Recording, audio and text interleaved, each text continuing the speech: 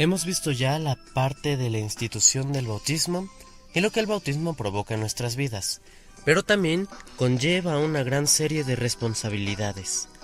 Lo primero es anunciar y denunciar. Anunciar el Evangelio de Dios con gran entusiasmo, y después de cada misa, salir con mayor energía a anunciar lo grande que es Dios, y finalmente denunciar lo que está mal en la iglesia y en la sociedad.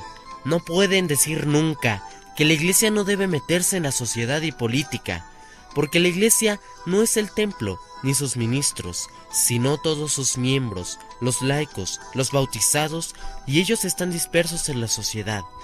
Es decir, si dices que la iglesia no se debe de meter en política, estás diciendo que un montón de bautizados, laicos, no deben de tener entonces ese voz ni voto en esos asuntos, y eso conlleva un 85% de la población mundial. Lo siguiente es alimentar la fe, por medio de los grupos y la misa, el apostolado y el evangelio. Eso nos lleva a recibir los dones del Espíritu como la sabiduría, que es un don sobrenatural.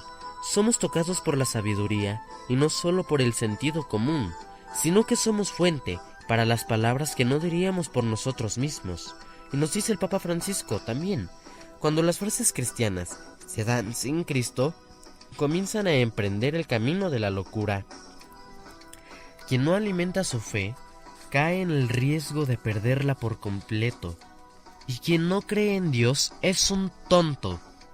Sé que grandes genios han sido ateos, pero de nada nos sirve la inteligencia terrenal si no tenemos la inteligencia de la divinidad.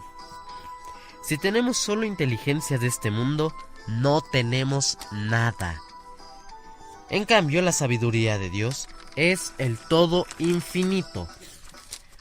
Pongámoslo de este modo. Gilbert K. Chesterton decía que una herejía consiste en aislar una verdad. El hereje prefiere una verdad a su medida antes que la verdad entera.